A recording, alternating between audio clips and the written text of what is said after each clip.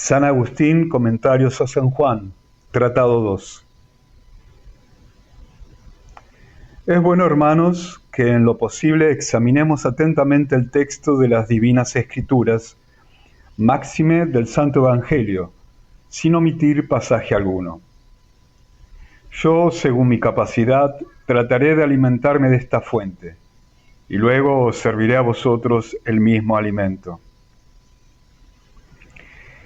Recuerdo que el pasado domingo se trató el párrafo primero, esto es, en el principio existía la palabra, y la palabra estaba con Dios, y la palabra era Dios. Ella estaba en el principio con Dios. Todo se hizo mediante ella, y sin ella nada se hizo. Lo que ha sido hecho es vida en ella, y la vida era la luz de los hombres. Y la luz brilla en las tinieblas, y las tinieblas no la comprendieron. Hasta aquí, creo, llegó el comentario. Recordadlo quienes asististeis, y los que no, creedme a mí y a quienes quisieron asistir. Ahora no estaría bien repetir todo lo anterior por aquellos que tienen interés en oír lo que sigue. Les resultaría pesado si volvemos sobre lo anterior, omitiendo el pasaje siguiente. Quienes pues estuvieron ausentes, hagan el favor de no exigir la explicación anterior. Que escuchen, junto con quienes asistieron, lo que ahora vamos a explicar. Sigue el texto de la Escritura. Hubo un hombre enviado por Dios, cuyo nombre era Juan. Lo anteriormente dicho, hermanos carísimos, se ha dicho sobre la inefable divinidad de Cristo, y casi inefablemente. ¿Quién, en efecto, comprenderá? En el principio existía la palabra, y la palabra estaba con Dios. Y para que, por el uso diario de nuestras palabras, no se te desprecie el nombre de palabra, dice, y la palabra era Dios. Esta palabra es la misma sobre la que el pasado día hemos hablado mucho. Quiera Dios que después de hablar tanto, algo haya llegado a vuestros corazones. En el principio existía la palabra. Es ella misma, es de idéntica manera, como es siempre. Así es, no puede cambiarse. Esto significa es. A su siervo Moisés dijo este nombre suyo: Yo soy el que soy, y el que es me ha enviado. ¿Quién pues captará esto cuando todo lo que veis es mortal? Cuando estáis viendo las mutaciones cualitativas, no sólo de los cuerpos en el nacer, crecer, envejecer y morir, sino incluso las mutaciones del alma. Cuando las diversas inclinaciones de la voluntad la llevan de un sitio para otro y hasta la dividen. Cuando veis cómo los hombres son capaces de alcanzar la sabiduría si se acercan a su luz y a su calor, y cómo también pueden perderla si se alejan de ella por un efecto desordenado. Cuando pues veis que todo es mudable, ¿qué es lo que es? Sino lo que trasciende todo lo que existe, pero cuyo ser es como si no existiera. ¿Quién entenderá esto? ¿O quién, a fuerza de concentrar de algún modo todo el poder de su inteligencia, será capaz de llegar a tocar lo que realmente es? Y después de haberlo tocado dentro de su capacidad, ¿quién será capaz de alcanzarlo? Es como si alguien divisara desde lejos su patria, pero un mar se interpusiera entre los dos. Ve a dónde ir, pero ignora el camino. Así nos ocurre a nosotros. Anhelamos alcanzar nuestra condición estable, donde el ser realmente es, porque seguirá siendo siempre lo que es, pero está por medio el mar de este mundo, por donde caminamos, aunque ya vemos a dónde caminamos. Muchos ni siquiera saben a dónde van, pero para enseñarnos el camino, vino el mismo a quien queríamos ir. ¿Y qué hizo? Nos puso el leño con el que poder atravesar el mar. Nadie es capaz de pasar el mar de este mundo si no lo lleva la cruz de Cristo. A veces abraza al árbol de la cruz incluso el de ojos enfermos. Y quien de lejos no ve a dónde va, no se aparta de ella, y ella misma lo llevará. Me gustaría pues, hermanos míos, que penetrase esto en vuestros corazones. Si queréis vivir una vida cristiana y fervorosa, uníos a Cristo en aquello que se hizo por nosotros. Así llegaréis a lo que Él es y a lo que Él era. Se acercó a nosotros hasta el punto de hacerse hombre, y se hizo precisamente para servir de vehículo a los débiles, y que puedan atravesar el mar de este mundo y llegar a la patria. Allí no habrá necesidad de nave alguna, porque no hay mar que atravesar. Y mejor es no llegar a descubrir con la inteligencia el ser por excelencia, permaneciendo unidos a la cruz de Cristo, que descubrirlo y despreciar la cruz de Cristo. Lo mejor de todo, si es posible, está en ver a dónde hay que ir y mantenerse firmes en el vehículo que nos lleva. Aquí llegaron aquellas almas grandes, llamadas montes, iluminadas con grandes resplandores por la luz de la justicia. Aquí llegaron y vieron aquello que es el ser. Juan decía al verlo: en el principio existía la palabra, y la palabra estaba con Dios, y la palabra era Dios. Divisaron este misterio, y para llegar a lo que de lejos veían, no se apartaron de la cruz de Cristo. No menospreciaron la humildad de Cristo. Los pequeños, incapaces de entender esta realidad, que no se aparten de la cruz, de la pasión y de la resurrección de Cristo. Llegarán a encontrarse con la realidad que no ven, conducidos en la misma nave que lleva a los que la ven. Hubo algunos filósofos de este mundo y mediante la criatura buscaron al Creador, porque puede ser hallado mediante la criatura. Con toda claridad dice el apóstol: pues desde la constitución del mundo, mediante lo que ha sido hecho, se percibe entendido lo visible de él. También su fortaleza sempiterna y su divinidad, de forma que son inexcusables.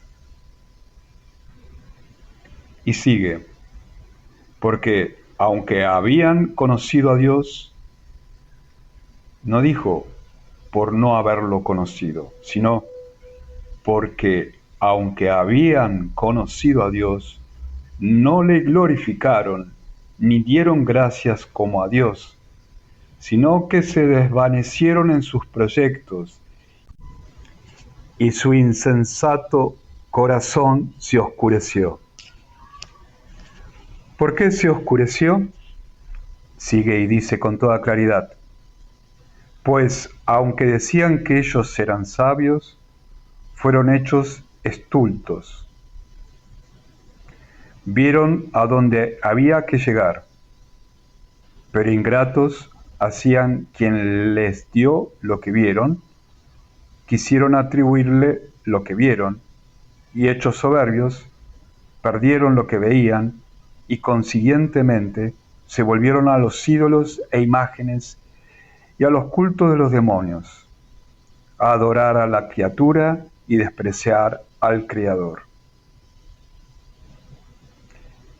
Estrellados ya hicieron esto, pero para estrellarse se ensoberbecieron. Ahora bien, por haberse ensoberbecido, dijeron que ellos eran sabios. Estos, pues, de quienes dice Pablo, los cuales, aunque habían conocido a Dios, han visto lo que dice Juan, que todo se hizo mediante la palabra de Dios. En efecto, en los libros de los filósofos se encuentra también esto, y que Dios tiene un Hijo unigénito, mediante quien todo existe. Pudieron ver lo que es, pero lo vieron de lejos. No quisieron mantener la condición baja de Cristo, nave en que llegarían seguros a lo que pudieron ver a lo lejos, y despreciaron la cruz de Cristo. ¿Tienes que atravesar el mar y desprecias el madero? Oh sabiduría orgullosa, te mofas de Cristo crucificado. Es Él a quien veías de lejos. En el principio existía la palabra y la palabra estaba con Dios. Pero, ¿por qué fue crucificado? Porque te era necesario el madero de su humildad, pues te habías hinchado de soberbia, habías sido arrojado lejos de aquella patria. El camino está interrumpido por el oleaje de este mundo, y no hay por donde se pase a la patria, si no te lleva el madero. Ingrato, te burlas del que ha venido a ti para que regreses. Él se ha hecho camino, y esto por el mar. Anduvo en el mar precisamente para mostrar que en el mar hay camino. Pero tú, que no puedes andar en el mar como él, déjate llevar por la nave, déjate llevar por el madero. Cree en el crucificado y podrás llegar. Por ti ha sido crucificado, para enseñar humildad y porque si viniera como Dios, no sería reconocido, ya que si viniera como Dios, no vendría para esos que no podían ver a Dios. Por cierto, ya que está presente por doquier y ningún lugar lo contiene, no viene o se aleja en cuanto a Dios. Entonces, ¿cómo vino? Porque se presentó como hombre. Porque pues era hombre de forma que en él se ocultaba Dios, ante él fue enviado un hombre importante, mediante cuyo testimonio se descubriese que era más que hombre. ¿Y quién es este? Hubo un hombre. ¿Y cómo éste podría decir la verdad acerca de Dios? Enviado por Dios. ¿Cómo se llamaba? Su nombre era Juan. ¿Por qué vino? Este vino para testimonio, a dar testimonio de la luz, para que todos creyeran mediante él. ¿De qué clase era este para dar testimonio de la luz? Algo grande este Juan, mérito ingente, gran gracia, gran celsitud. Admíralo, sí, admíralo, pero como a un monte. Ahora bien, el monte está en tinieblas, si no se viste de luz. Admira pues a Juan solo de forma que oigas lo que sigue. No era él la luz. No sea que, por suponer que el monte es la luz, en el monte naufragues en vez de hallar solaz. Pero, ¿qué debes admirar? El monte como monte. En cambio, yérguete hacia ese que ilumina el monte, que está erguido para esto, para recibir el primero los rayos y comunicarlos a tus ojos. Él, pues, no era la luz. Así pues, ¿por qué vino? Sino para dar testimonio de la luz. ¿Por qué esto? Para que todos creyeran mediante él. ¿De qué luz daría testimonio? Era la luz verdadera. ¿Por qué añade verdadera? Porque al hombre iluminado también se le llama luz. Pero luz verdadera es la que ilumina. Verdaderamente también a nuestros ojos se le llama luceros. Y sin embargo, si o de noche no se enciende una lámpara o de día no sale el sol, en vano están abiertos estos luceros. Juan, pues, era también luz así, pero no la luz verdadera, porque no iluminado era tinieblas, mas la iluminación lo hizo luz. Si ella seguía siendo tinieblas, como todos los impíos, de ellos habló el apóstol, una vez que habían abrazado la fe. Otrora fuisteis tinieblas, y ahora que ya han creído, ¿qué? Pero ahora, dice, luz en el Señor. Si no añadiera en el Señor, no entenderíamos luz. Luz dice en el Señor. Tinieblas erais al no estar en el Señor. Pues otrora fuisteis tinieblas, ahí no ha añadido en el Señor. Tinieblas pues en vosotros, luz en el Señor. Así ocurría con Juan. Él no era la luz, sino para dar testimonio de la luz.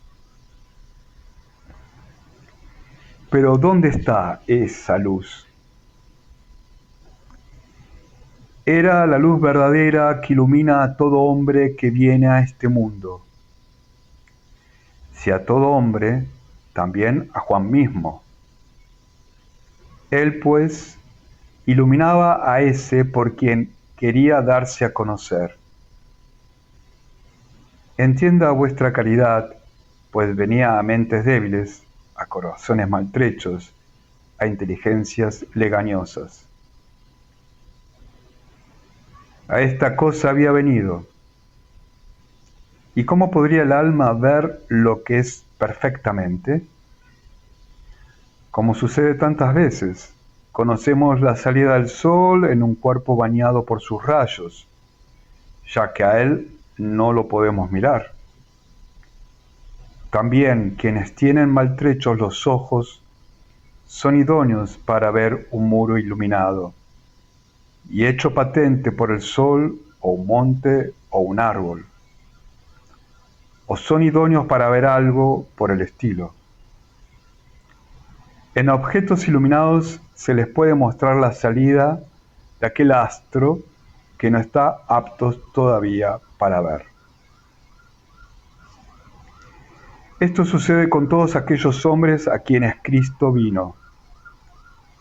Ellos no eran capaces de descubrirlo, pero irradió sobre Juan y a través de su testimonio, que insiste en no ser él quien irradia e ilumina, sino quien recibe los rayos de esa luz, Se conoce al que ilumina, se conoce al que brilla, se conoce al que todo lo llena.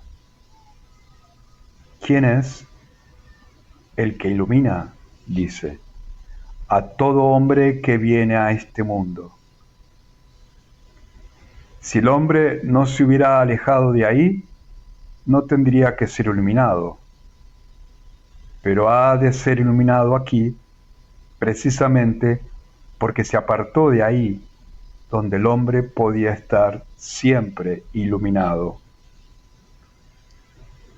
¿Y qué decir ahora? Si vino hasta aquí, ¿dónde estaba? Estaba en este mundo. Estaba aquí y hasta aquí vino.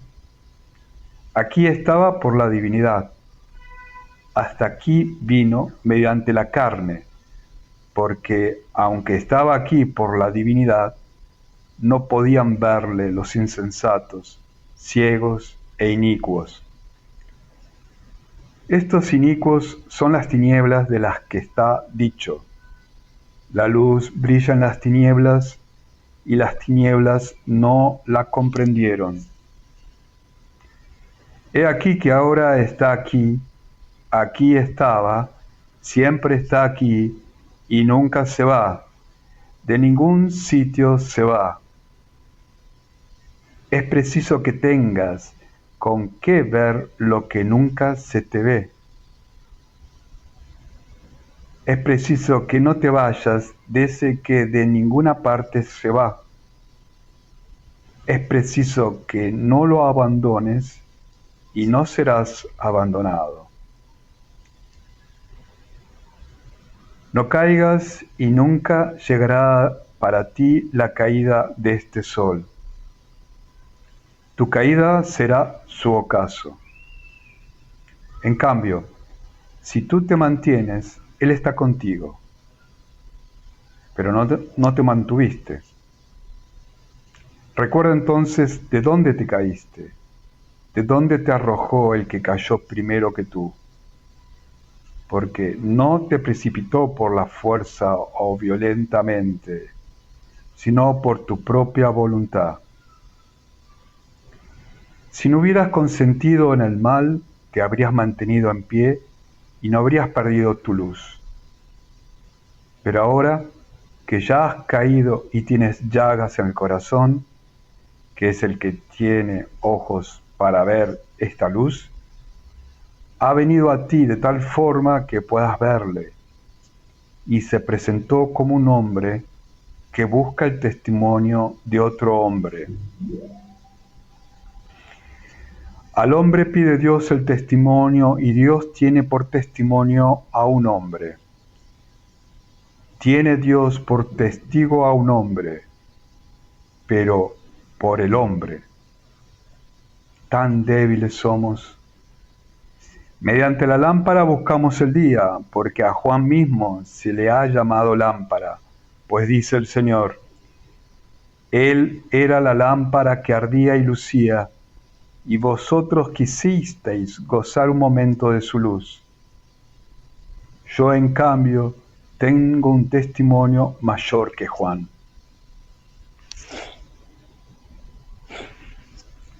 Muestra él, pues, que por los hombres quiso ser mostrado mediante una lámpara a la fe de los creyentes, para que mediante esa lámpara quedasen confundidos sus enemigos. Por cierto, esos enemigos que le tentaban y decían, dinos, ¿con qué poder haces esto? Replica, os interrogaré yo también una sola cuestión. Decidme, el bautismo de Juan, ¿de dónde procede? ¿Del cielo o de los hombres? Y se turbaron y dijeron entre ellos, si decimos del cielo, va a decirnos, ¿por qué pues no le creísteis? Porque Juan había dado testimonio de Cristo y había dicho, yo no soy el Mesías, sino Él. Si en cambio decimos de los hombres, tememos al pueblo, no sea que nos apedree, porque tenían a Juan por profeta. Temían ser apedreados, pero más temían confesar la verdad. Por eso su respuesta fue mentir a la verdad. La maldad se engañó a sí misma. Y respondieron, no sabemos. El Señor, al haberse cerrado ellos la puerta para su mal, fingiendo desconocer lo que sabían, tampoco se la abrió, porque no aldabearon. Está dicho en efecto, aldabead y se os abrirá. Y no solamente ellos no aldabearon para que se les abriese, sino que, negando contra sí, tapiaron la puerta. Y el Señor les contestó, pues yo tampoco os digo con qué poder hago esto. Mediante Juan quedaron cubiertos de confusión, y en ellos se cumplió, preparé una lámpara para mi Cristo, vestiré de confusión a sus enemigos. En el mundo estaba, y el mundo se hizo mediante él. No supongas que estaba en el mundo como en el mundo está la tierra, en el mundo está el cielo, en el mundo está el sol, la luna y las estrellas, en el mundo están los árboles, los animales, los hombres. No, así estaba él en el mundo, no así estaba él en el mundo. Entonces, ¿cómo estaba? Como artífice que gobierna lo que ha hecho. Por cierto, no ha obrado como obra un artesano. El cofre que está fabricando el artesano está fuera de él, puesto en otro lugar. Y aunque él esté a su lado, se sitúa fuera del cofre que fabrica. Dios, en cambio, crea el mundo dentro de él, presente en todas partes, sin separarse de ninguna, y no está a un lado como quien está moldeando un objeto cuando lo fabrica. Con su presencia majestuosa realiza Dios lo que realiza. Con su presencia gobierna lo realizado. Así era su presencia en el mundo, la de alguien por cuyo medio el mundo ha sido realizado.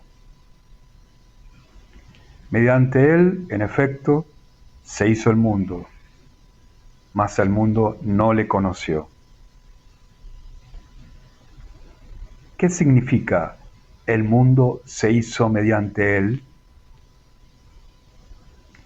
Se llama mundo al cielo, la tierra, el mar y a todo lo que hay en ellos. También mundo tiene otro sentido, el de los amadores del mundo. El mundo fue hecho mediante él, mas el mundo no le conoció. Por cierto, ¿acaso los cielos no han conocido a su Creador? ¿O los ángeles no han conocido a su Creador? ¿O los astros no han conocido a su Creador, a quien confiesan los demonios? Todo ha dado testimonio por doquier. Pero ¿quiénes no le han reconocido? Quienes, porque aman al mundo, reciben el nombre de mundo. En efecto, el amor hace que habitemos con el corazón. Ahora bien, su amor los hizo merecedores de llamarse lo mismo que habitaban. Así es como decimos, esta es una mala casa. Aquella es una casa buena. Ni acusamos a las paredes en la mala, ni las elogiamos en la buena.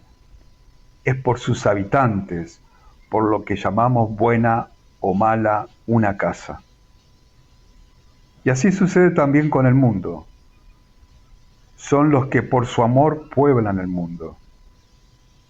¿Quiénes son? Quienes aman el mundo. En efecto, con el corazón habitan en el mundo. Ciertamente quienes no aman el mundo están en el mundo corporalmente, pero con el corazón habitan el cielo. Como dice el apóstol, nuestra residencia está en los cielos. El mundo, pues, se hizo mediante él, mas el mundo no le conoció. Vino a lo suyo propio porque mediante él se hizo todo esto, mas los suyos no lo recibieron. ¿Quiénes son? Los hombres que ha hecho, los judíos, a quienes originalmente hizo estar sobre todas las naciones, porque las otras naciones adoraban ídolos y servían a los demonios. En cambio, ese pueblo había nacido en la raza de Abraham. Estos eran eminentemente suyos,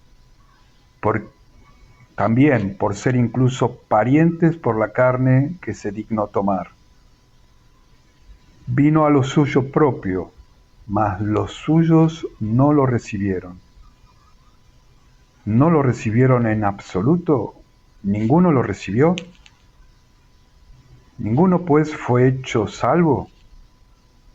Nadie, en efecto, será hecho salvo, sino quien reciba a Cristo que viene.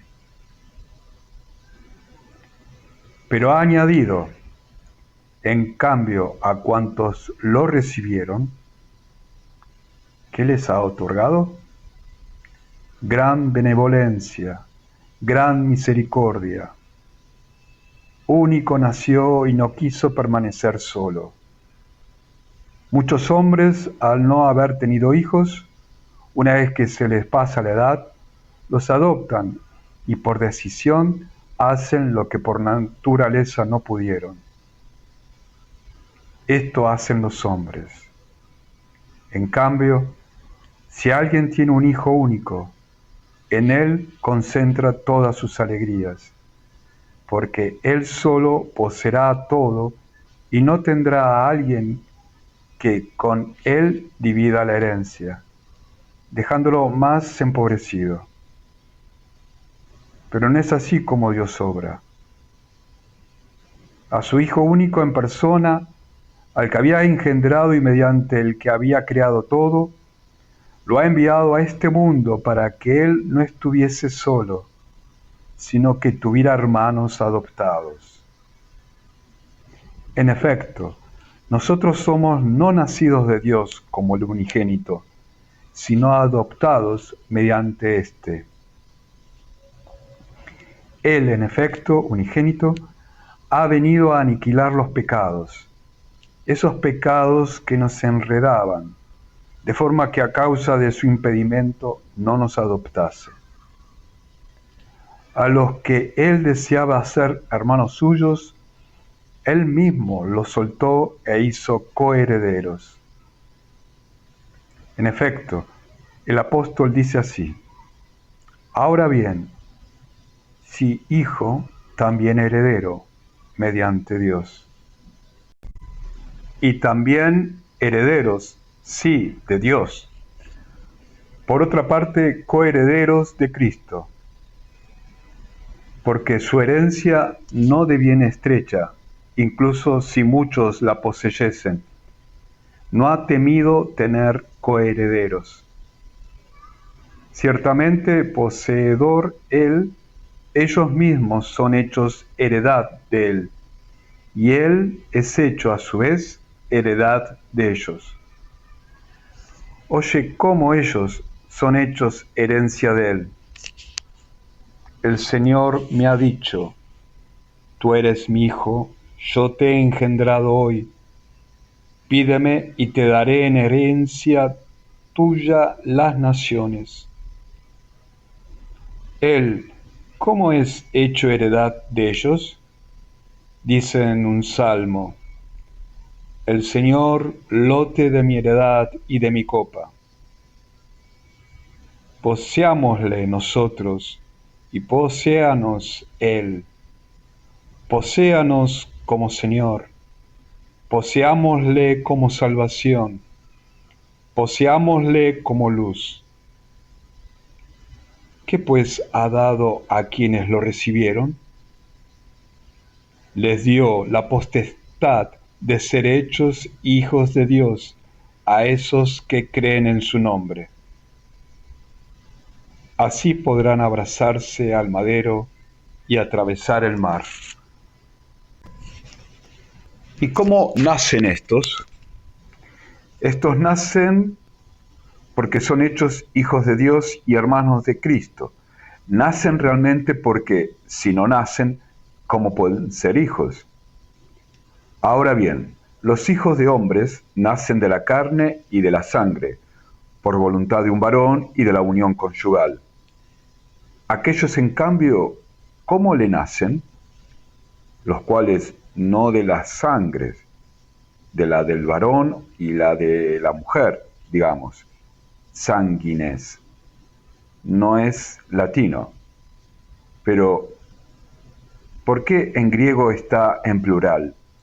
El que traducía prefirió poner así, hablar de modo menos latino, digamos, según los gramáticos, y empero explicitar la verdad según el oído de los débiles.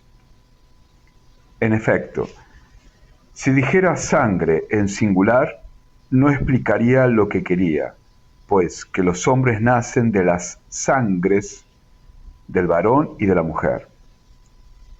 Hablemos así nosotros. No temamos las férulas de los gramáticos, con tal que empero lleguemos a la verdad sólida y por entero cierta. Reprende quien entiende, ingrato porque ha entendido. No de las sangres, ni de voluntad de la carne, ni de voluntad de varón.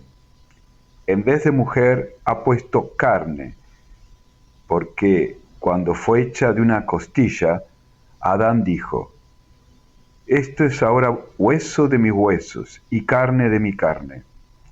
Y el apóstol afirma, quien ama a su esposa se ama a sí mismo, pues nadie odió jamás su carne. En vez de esposa, pues, se pone carne, como a veces espíritu en vez de marido. ¿Por qué? Porque éste rige, aquella es regida. Aquel debe mandar, ésta servir. Efectivamente, cuando la carne manda y el espíritu está sometido, la casa está trastocada. ¿Qué hay peor que una casa donde la mujer tiene el mando sobre el varón? En cambio, una casa está en orden cuando el varón manda, la mujer obedece. En orden, pues, está el hombre mismo cuando el espíritu manda, la carne sirve. Estos, pues, nacieron no de voluntad de la carne ni de voluntad de varón, sino de Dios. Ahora bien, para que los hombres nacieran de Dios, primeramente nació de ellos Dios, pues Cristo es Dios, y Cristo nació de los hombres. Ciertamente, nacido de Dios para que mediante Él fuésemos hechos, y nacido de mujer para que mediante Él fuésemos rehechos. En la tierra no busco sino madre, porque ya tenía padre en el cielo. No te asombres, pues, oh hombre, de que por gracia seas hecho hijo, porque de Dios naces según su palabra. La palabra misma quiso primero nacer de hombre, para que tú tuvieras la seguridad de nacer de Dios y te dijeras, por algo quiso Dios nacer de hombre, porque en algo me estimó para hacerme inmortal, y nacer él mortalmente por mí. Por eso, tras haber dicho, nacen de Dios, como para que no nos asombrásemos y horrorizásemos de gracia tan inmensa, que nos pareciera increíble que de Dios haya nacido hombres, como dándote seguridad, añade, y la palabra se hizo carne y habitó entre nosotros. ¿Por qué pues te asombra que los hombres nazcan de Dios? Vuelve tu mirada a Dios mismo, nacido de los hombres. Y la palabra se hizo carne y habitó entre nosotros. En verdad, porque la palabra se hizo carne y habitó entre nosotros, del nacimiento mismo hizo un colirio con que se limpiasen los ojos de nuestro corazón y pudiéramos ver su majestad mediante su humildad. Por eso se hizo carne la palabra y habitó entre nosotros. Sanó nuestros ojos. ¿Y qué sigue? Y vimos su gloria. Nadie podría ver su gloria si no lo curase la humildad de la carne. ¿Por qué no podíamos ver? Atienda pues vuestra caridad y ved lo que digo. Al hombre le había caído al ojo una especie de polvo, le había caído tierra, había herido seriamente su ojo, no podía ver la luz. Ahora, a este ojo seriamente herido se aplica un ungüento.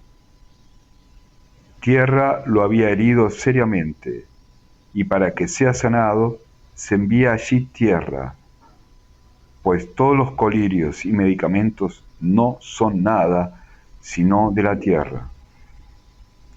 Por el polvo te cegaste, y por el polvo eres sanado. La carne, pues, te había cegado, la carne te sana. En efecto, carnal se había hecho el alma por consentir con los afectos carnales. Por eso se había cegado el ojo del corazón. La palabra se hizo carne. Este médico te hizo un colirio. ¿Y por qué vino de forma que con la carne extinguiera los vicios de la carne y con la muerte matase a la muerte? Por eso ha sucedido en ti que, porque la palabra se hizo carne, tú puedes decir, y vimos su gloria. ¿Qué gloria? ¿La de hacerse hijo del hombre? Esta es su humildad, no su gloria. Pero, ¿hasta dónde fue llevada la vista del hombre, curada mediante la carne? Vimos, dice, su gloria, gloria como de Hijo único nacido del Padre, lleno de gracia y de verdad. De la gracia y la verdad trataremos más ampliamente, con el favor del Señor, en otro lugar del Evangelio mismo. Ahora baste esto, y dejaos edificar en Cristo. Robusteceos en la fe. Vigilad con obras buenas, y no os apartéis del leño, mediante el que podáis atravesar el mar.